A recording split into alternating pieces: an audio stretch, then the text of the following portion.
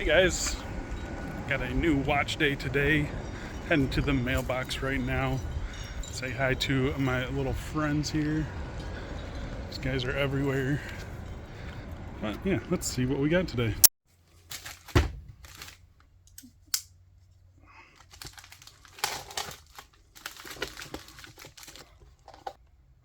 Alright guys, so what you see here, got a new watch today. This is one that I haven't seen on YouTube yet, so I figured I would open it up, unbox it for you guys. It's a new watch. Get some real dimensions for you on camera so you can see it. You guys know the packaging by now. It is Addiesdive. And here is the watch. This one was about, I'd say, almost 2 weeks delayed. I think it was an actual production delay and not just a shipping delay. I was not the only person that had about the same amount of time in, just sitting there not moving. So got a new tracking number, showed up pretty quickly after that. VH31, so 4 ticks of the second hand there.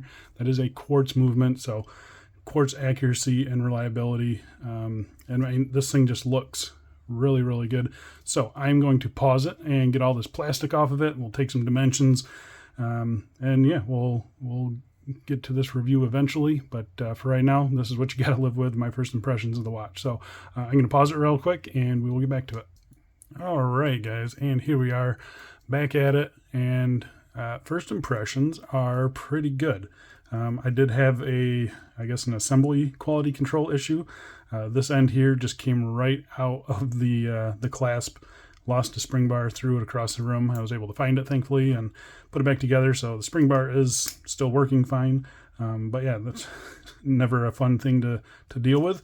But otherwise, it feels really good. The bracelet feels pretty lightweight. Got a little bit of a jangle to it a little bit, but I think the finishing on it looks pretty darn good. Polishing on the sides of the clasp, it's all right. It's milled inners, pressed outers. You got 5 levels of micro adjust there, so that's nice to see. So yeah, the clasp is fine. I see no real issues with that. You got push pins for sizing. I will see how this looks right now, actually. Today I am wearing my Suggest Hulk. Pardon all the dust and crap on that thing. So yeah, this thing, let's see here, sized up, no links removed. It's almost perfect for me. So it's not going to go up more than, say, 7.5 inches. So yeah, you might be able to squeeze an 8-inch wrist in here. I think I'm on the middle quick adjust hole there. So but yeah, maybe 7 3/4 you can get in here. So yeah, just something to note. But yeah, this looks pretty good. It feels fairly comfortable. Let's get some dimensions for you guys. I know some dimensions are always appreciated. So we've got 37 millimeters, got 11.4 millimeters thick, and we've got 45.8 millimeters lug to lug. Well, that's a bummer. 19.3 millimeters in lug width. So I believe this is a 19 millimeter strap. So that is a bummer. That's a big bummer. Yeah, I didn't realize it was 19 millimeters. I mean, maybe they have that on the spec sheet and I just overlooked it. I just assumed it was 20. Not really sure. So I grabbed my phone, and this is the listing here. Bandwidth 20 millimeters. I believe that is incorrect. That is a big bummer. I'm pretty sure this is 19 millimeters. All right, so putting any doubt to rest here, I'm going to measure it one last time, zero it out, and yep, we've got 19 millimeter lugs. So that is quite unfortunate. Quite unfortunate. But I will say, other than that, this thing looks really good. Sorry about the camera again. You do have pretty nice finishing in between the lugs there. The polishing looks very good. The case profile on this thing looks very nice. Very nice. I like the crystal on it. It's got some blue anti-reflective coating. It's also got a bunch of fingerprints on it. What else is there to check? How about the Lume? So I'm going to bring in a watch that I know has good Lume. This is the Chronos exploring watch, and we're gonna test these and fire them up real quick. So there you go. It looks like decent lume.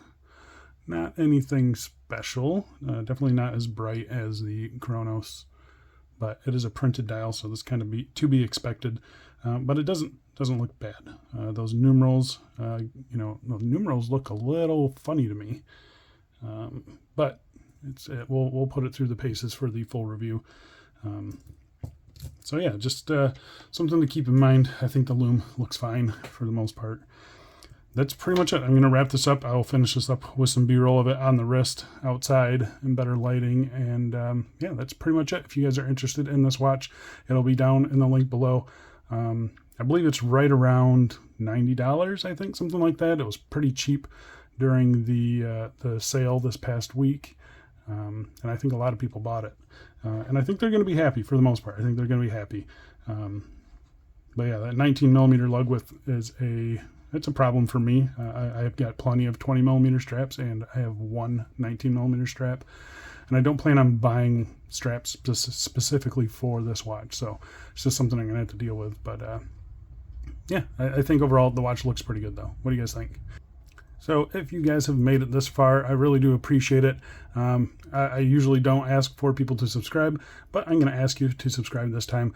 I think it's still like 50% of you aren't subscribed. So if you are subscribed and you like this kind of content, follow me down below. You don't have to do the alerts or anything like that. It doesn't cost you guys anything, but it does help get my channel more recognition, more views, and that means more watches. So yeah, if you guys aren't subscribed, please consider subscribing. I really appreciate it.